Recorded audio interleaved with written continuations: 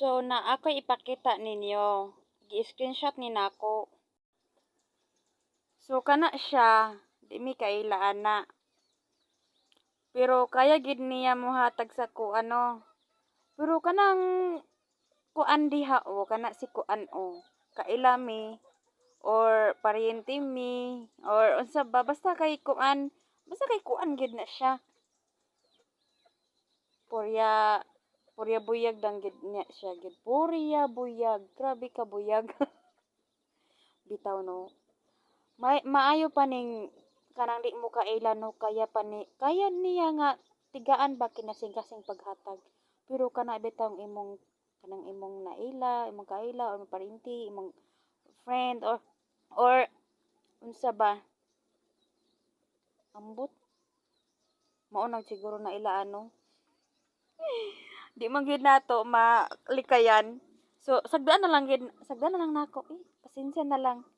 Dili na lang gyud ko mag lingaw-lingaw ra man ning ako Pero lingaw-lingaw kung kinsa man gyud naigo, ayaw lang mo kasuko ha. Kay wala man ko nag-mention diri sa imong pangan. Kay pareha bitong agtong second act nako. Pero wala pa ko nag-ing-ani. Nag-post ra ko, sige ra kog post. Para makahibalo ka, giaway gid ko niya. Unsa ta imong mga post? Ha? Nganong mag-post-post man ka? Kung imo di ko prangkahan. So ako siya gitubag. Unsa man sa kong pag-post, nag-mention ko nimo. Una-una kabalo man ka mabasa. Nag-mention ko akong mga post hala. Real kuan dito kanang pagkuan. Sa tawag ana, uy kana bitong pang-stock. Pang-stock dito sa akong account. Kung nag-mention ba ko sa mong pangalan, bitaw no. Sa ako bitaw gipang post. Karon lang gid ko nagistorya ba nga kaning akong gipang upload, wa ko nag-mention.